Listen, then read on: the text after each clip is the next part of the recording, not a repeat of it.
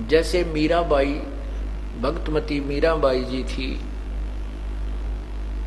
उनको ये बात समझ में आ गई थी कि परमात्मा के भजन से ही छुटकारा होगा।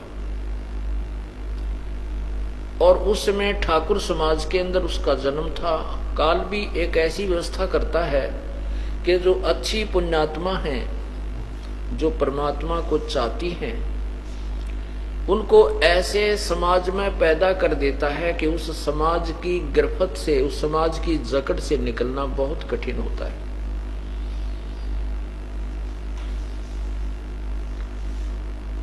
लेकिन जिनको परमात्मा की पिछले जन्म की कोई कमाई, उनकी पिछले जन्म जन्मांतर की कमाई है, और फिर परमात्मा अपने उस आत्मा के ऊपर विशेष रजा भी बख्शता है, अंदर से एक विशेष प्रेरणा भी देता है, तब वो परमात्मा की तरफ दृढ़ता के साथ लग जाता है। मीराबाई जी ठाकुर समाज में जन्म था, और पिछले जन्म के संस्कार इतने प्रबल थे कि बचपन से ही परमात्मा में आस्था बहुत जबरदस्त बन गई थी।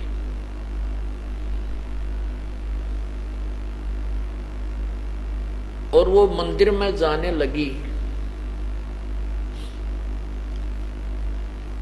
उसमें लड़कियों को ठाकुर समाज विशेषकर अपनी बहन बेटियों को घर से बाहर नहीं जाने देते थे, और सारा काम आप करा करते।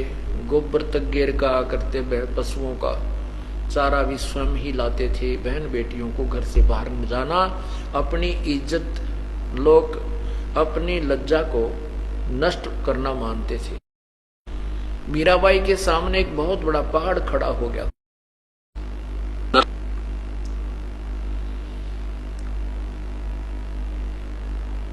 लेकिन उसी को सूरवीर कहते हैं कि वो पीछे नहीं हटते।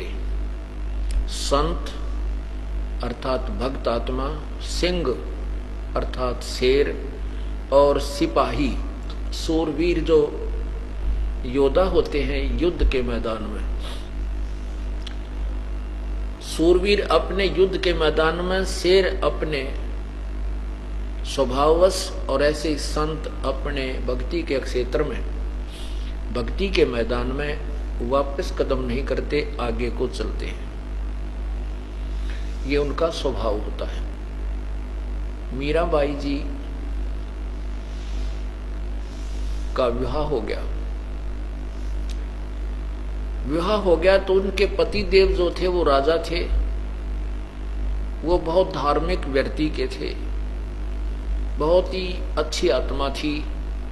और मीराबाई ने उनसे कह दिया कि मैं परमात्मा की भक्ति के बिना जीवित नहीं रह सकती। उस पुण्यात्मा ने उसको विरोध नहीं किया। उसके साथ एक दो चार सहेली नौकरानी भेज देता था, और वो मंदिर में जाया करती थी। काल को ये भी नहीं सुहाया, ये भी अच्छा नहीं लगा, क्योंकि भक्त को सताना इस काल भगवान का प्रथम कर्तव्य है। कुछ दिनों के 4 वर्ष, शादी के 4 वर्ष के उपरांत उस राजा की मृत्यु होगी, अर्थात उस मीराबाई के पति की मृत्यु होगी।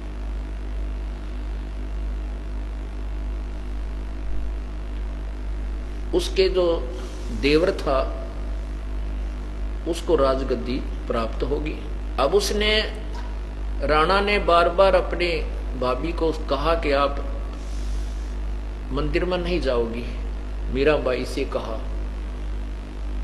लेकिन मीराबाई ने अपना फैसला बता दिया कि मैं मंदिर में अवश्य जाऊंगी, मैं नहीं रह सकती। तो उस राणा ने बार बार कहा कि देखो, पहले तो हमारे भाई जीवित थे, दुनिया की जुबान बंद थी, अब दुनिया पता नहीं क्या क्या आपके बारे में बोलेगी, इसलिए हम आपको मंदिर में नहीं जाने देंगे। मीराबाई ने कहा, जी मैं विवश हूं, मेरे बस की बात नहीं है, मैं भगवान की पूजा के बिना नहीं रह सकती। ऐसा कहकर के वो चलती रही।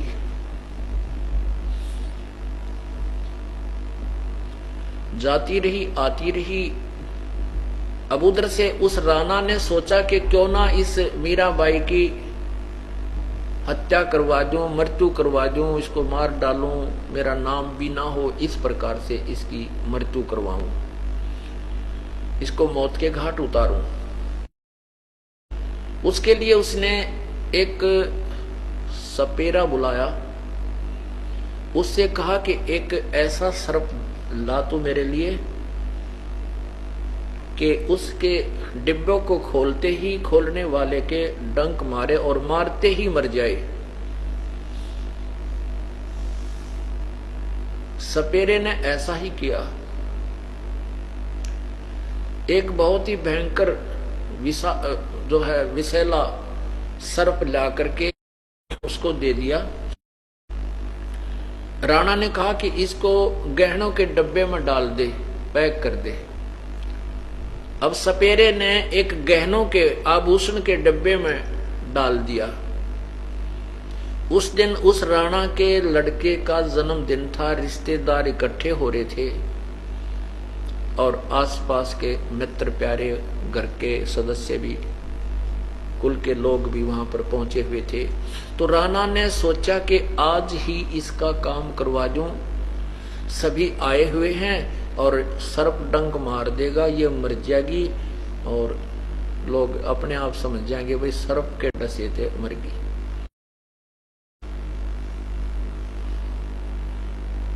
उसने अपने सुनियोजित षड्यंत्र के तहत एक नौकरानी से कहा कि ले ये गहनों का डिब्बा है और मीरा को दे दे,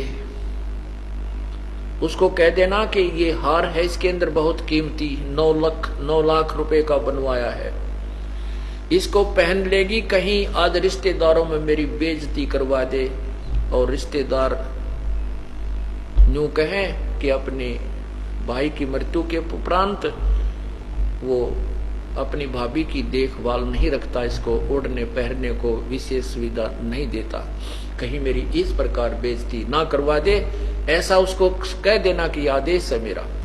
उस नौकरानी ने वो गहनों का डिब्बा जाकर के मीराबाई के पास रख दिया और राजा का आदेश बता दिया।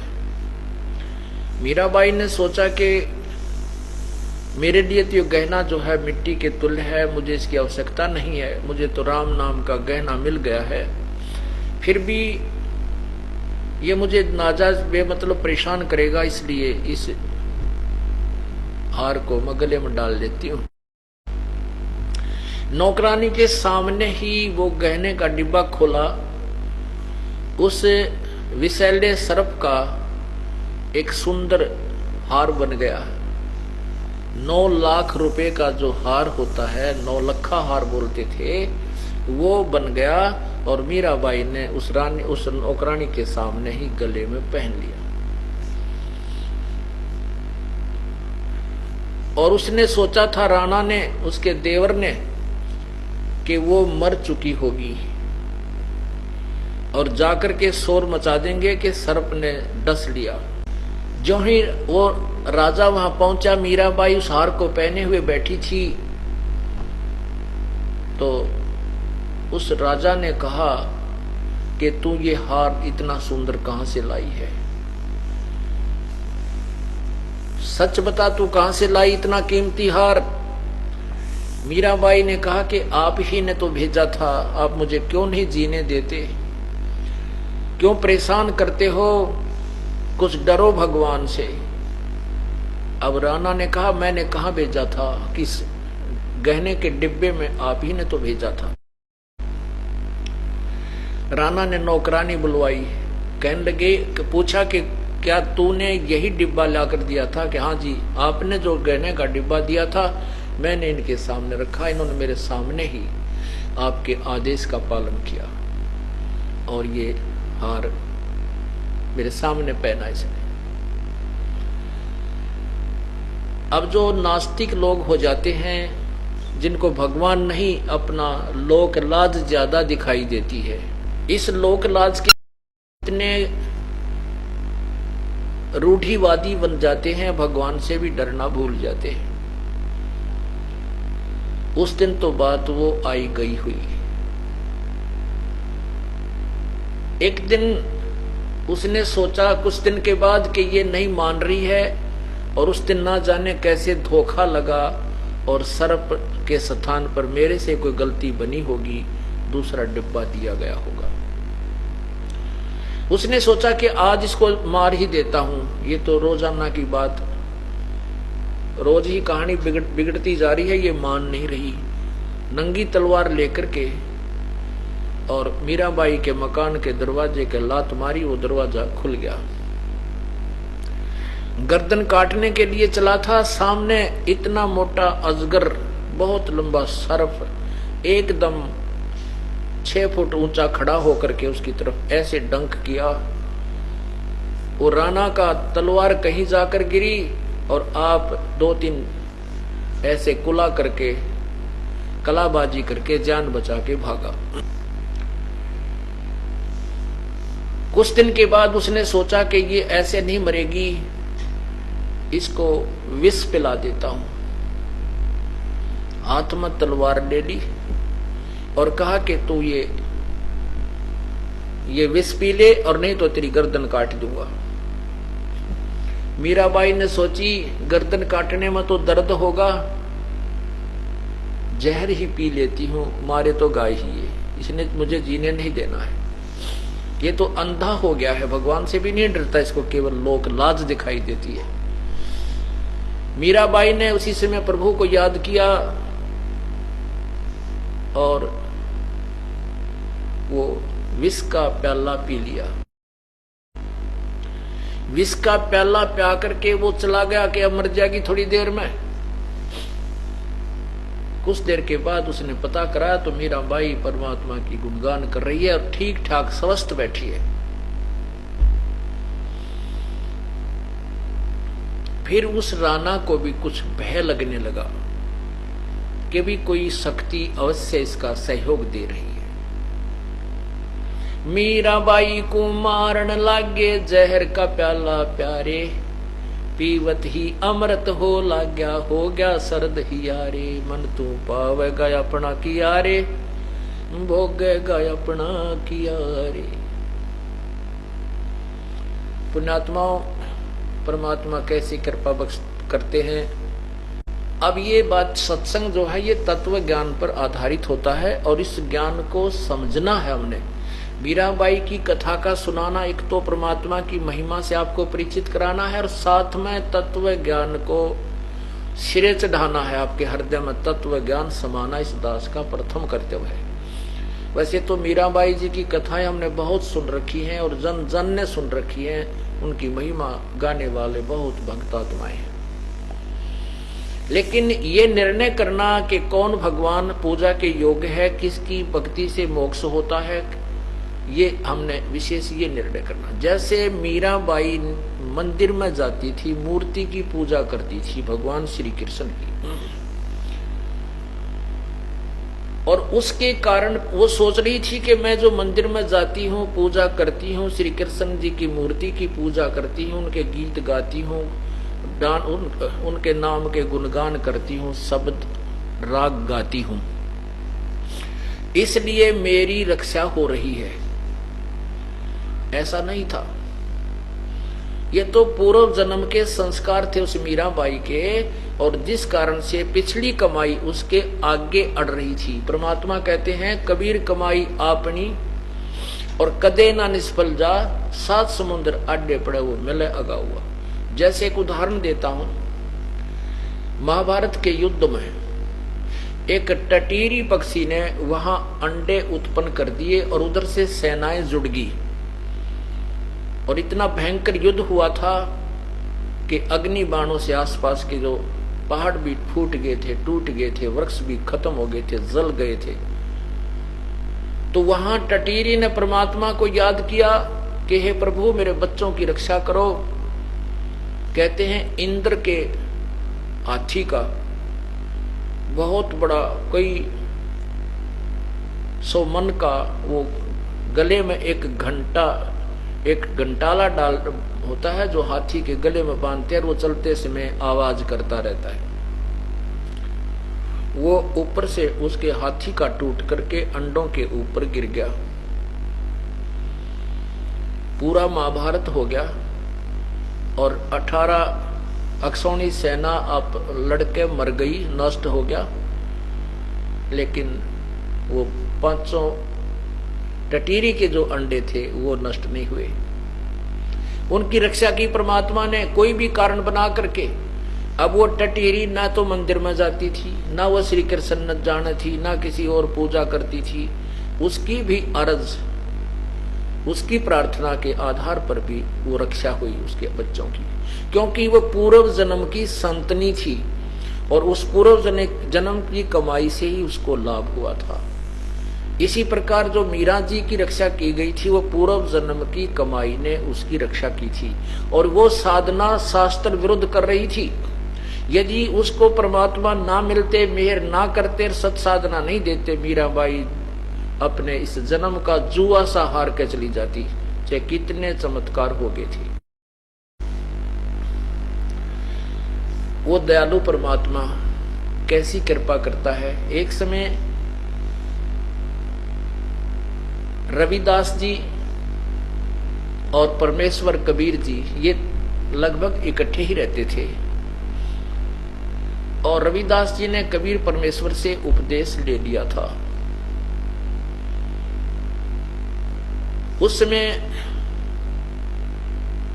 उसी राजा के उसी नगर में परमात्मा कबीर जी और रविदास जी उस नगर के बाहर किसी गरीब भक्त के घर में सत्संग कर रहे थे। 1 हफ्ता 10 दिन का वहां रुके थे। उनका उद्देश्य था कि उस पुण्य आत्मा को सतमार्ग पर लगाने का। कहते हैं 100 छलछिद्र मैं करूं अपने जन के काज, गोता मारूं स्वर्ग में जा बैठूं पैताल, गरीबदास ढूंढता फिरूं मैं अपने हीरे माणिक लाल। वो जो सत्संग चल रहा था वो मीराबाई जी के उस रास्ते पर था जिस रास्ते में वो मंदिर में जाती थी। मीराबाई सुबह सुबह मंदिर में गई, वह 1-2 घंटा मंदिर में अपनी स्तुति करती थी, भगवान की मूर्ति के सामने बैठकर गीत गाती थी, उसकी गुणगान करती रहती थी, पूजा पाठ करती थी। 2 घंटे 3 घंटे के बाद वो मंदिर से आती थी। आते समय उसने देखा कि एक भक्त के घर में कुछ व्यक्ति इकट्ठे हो गए हैं और 2 भक्त वहां बैठे हैं। उसने पता करने के लिए गई कि क्या हो रहा है, ये तो पूछे, कहीं कोई परमात्मा की चर्चा करने वाले साधु संत तो नहीं आए। मीराबाई ने जाके पूछा कि यहाँ कोई क्या कारण है, कैसे एकत्रित हुए हो। तो वहां के व्यक्तियों ने बताया कि महारानी यहाँ पर संत आए हैं, भक्त आए हैं, ये सत्संग कर रहे हैं, सत्संग करेंगे, अभी शुरू होने वाला है। मीराबाई ने सोचा आज इनके वचन सुनकर ही चलते हैं। सत्संग का समय हो गया था, परमात्मा ने सत्संग प्रारंभ किया और सत्संग के अंदर बताया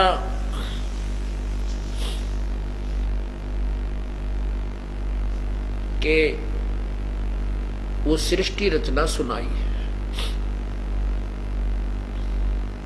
परमात्मा को पता था कि आज एक परमहंस आया है और इसको परमात्मा का ज्ञान समझाना अति आवश्यक है। सृष्टि रचना के अंदर सुनाया गया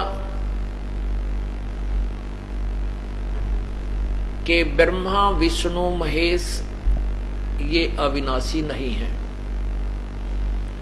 इनका जन्म और मृत्यु होता है। ब्रह्मा विष्णु महेश की माता दुर्गा है और पिता ज्योति निरंजन अर्थात काल है। आत्माओं, इस प्रकार मीराबाई ने यह कथा सुनी। ये कथा सुनकर क्योंकि पुण्यात्मा के तुरंत एकदम उचाटी बन जाती है, उसने प्रश्न उत्तरी की बाद में दोनों महापुरुषों से और इस कथा को थोड़ा संक्षिप्त करता हूं क्योंकि समय ज्यादा हो गया है। मीराबाई ने उस तथ्य को बार बार समझ करके चरणों में प्रार्थना की, प्रभु हमने तो आज तक ये ज्ञान सुना नहीं था और मैंने तो ब्रह्मा इस विष्णु जी को, श्री कृष्ण जी को पूर्ण परमात्मा मान रखा था। मेरी आस्था इसमें बहुत दृढ़ है। प्रभु आपने जो ज्ञान दिया है ये बिल्कुल सत्य है, क्योंकि संत झूठ नहीं बोलते। तो परमात्मा मेरा कल्याण करो। प्रभु ने देखा कि ये ठाकुरों की लड़की है। कबीर साहब ने सोचा ये ठाकुरों की लड़की है, छुआछात बहुत होती थी उस समय, और हम कबीर साहब जुलाहा जाति से संबंधित थे और रविदास जी चमार जाति से। उस समय चमार जाति और भी ज्यादा हेय समझी जाती थी। तो परमात्मा ने उस लड़की की परीक्षा लेनी चाहिए कि ये पूर्ण भगवान को चाहती है या समाज जात पात में ये उलझी हुई है, लोक लाज में उलझी हुई है, तो भक्ति नहीं कर पाएगी। तब रविदास से संकेत कर दिया कि मैं तेरे पास इस लड़की को भेजूंगा, आप इसको केवल प्रथम मंत्र दे देना। तो परमात्मा ने कहा कि बेटी जाओ, आप वो भक्त बैठा है, रविदास नाम है उनका, उनसे उपदेश ले लो। मीराबाई ने जाकर कहा कि हे संत जी मुझे उपदेश दो, रजा करो मेरे पे। रविदास जी ने कहा कि मीराबाई बेटी बात सुन, तू ठाकुरों की लड़की है, ऊंची जाति की, और मैं चमार जाति से संबंध रखता हूँ, मैं छोटी जाति का हूँ। मीराबाई दुनिया तेरी हंसी करेगी, मजाक करेगी हैं, और तेरा जीना दूभर कर देगी। तब मीराबाई ने कहा कि हे आप मेरे पिता, मैं आपकी बेटी, और आग लगे समाज के, मुझे कल्याण करो मेरा, मुझे उपदेश दो पिताजी। तब परमात्मा ने संकेत किया कि दे दे नाम, कि ये तो परमात्मा चाहने वाली आत्मा है, ये लोकलाज से दूर है, ये परमात्मा को पाएगी। उसके बाद वो मीराबाई सत्संग में जाने लगी रात्रि के समय। कहा बेटी हम रात्रि को ज्यादा सत्संग करते हैं, परमात्मा वहां जाते रहते थे, एक हंस को निकालने के लिए ना जाने कितनी लीला कर देते हैं। अब मीराबाई जब संत परमात्मा वहां जाते थे सत्संग करने, तो वो रात को भी दर्शन करने और सत्संग सुनने जान लायकी। अब उसके देवर ने सोचा कि मारे से मर नहीं रही, पहले तो दिन में जाती थी, अब रात को जाने लगी, इसने तो इज्जत का नाश कर दिया। अब क्या तरीका अपनाए? उसने सोचा कि माँ बेटी की बात, बेटी माँ की बात को मानती है, तो माँ को, इसकी माँ को बुलाता हूं। मीराबाई की माँ से सारी कथा बताई कि तेरी बेटी ने हमारी इज्जत का नाश कर दिया, इसने समझा दे और ये रात्रि के समय सत्संग में ना जावे। तो दोनों माता पिता, माँ बेटी के आपस में प्रश्नोत्तरी एक कवि ने शब्द बनाया है। सत्संग में जाना मीरा छोड़ दे, सत्संग में जाना मीरा छोड़ दे, हाय मारी लोग करे तकरार, सत्संग में जाना मीरा छोड़ दे। सत्संग में जाना मेरा ना छुटेरी, सत्संग में जाना मेरा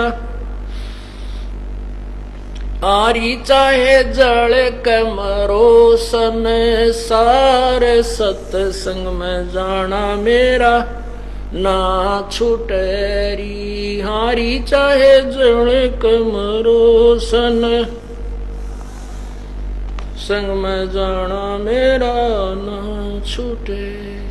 थारे सत्संग के राह में, थारे सत्संग के राह में है, हाँ है वहाँ पर रहते हैं काले नाग, कोई कोई नाग तुझे डस लेवे, हाँ है वहाँ पर रहते हैं काले नाग, कोई कोई नाग तन डस लेवे। जब गुरु मारे मेर करी, जब गुरु मारे मेरे कररी हारी व तो सरप गंडे वे बने जाव सत्संग में जाना मेरा हारी व तो सरप गंडे वे बने जाव सत्संग में जाना मेरा ना छूटरी थारे सत्संग के राह में ही थारे सत्संग के राह में ही आए वहाँ पर रहते हैं बब्बर शेर कोई कोई शेर तन खा ले वही आए वहाँ पर रहते हैं बब्बर शेर कोई कोई शेर तन खा ले वही जब गुरुओं की मेरे फेरी जब गुरुओं की हारी वे तो शेरों के गिद्दड़ बन जाव सत्संग में जाना मेरा ना छूटे हारी वे तो शेरों के गिद्दड़ बन जाव सत्संग में जाना मेरा थारे सत्संग के बीच में है थारे सत्संग के बीच में है हाँ है वहाँ पर रहते हैं साधु संत कोई कोई संत तन डेर में हाँ है वहाँ पर रहते हैं साधु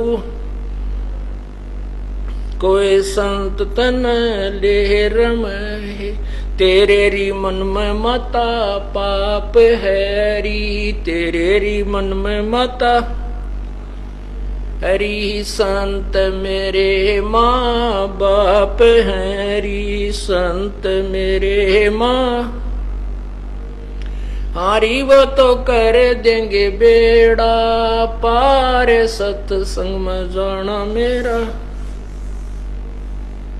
हारी वे तो कर देंगे बेड़ा पार सत्संग में जाना मेरा ना छूटे वो तो जाति चमार है वो तो जात चमार है इसमें हमारी आर है इसमें हमारी आर है तेरे री लेख माता चमार है री तेरे री लेख माता चमार है री मेरा सिरजन आर है री मेरा सिरजन आर है री हरी व तो मीरा के गुरु रविदास सत्संग में जाना मेरा ना छूटे हरि वे तो मीरा के गुरु रविदास सत्संग में जाना मेरा ना छूटे री सत्साहिब पुण्यात्माओं कुछ समय के उपरांत मीराबाई ने घर त्याग दिया और वृंदावन में चली गई क्योंकि वहां साधु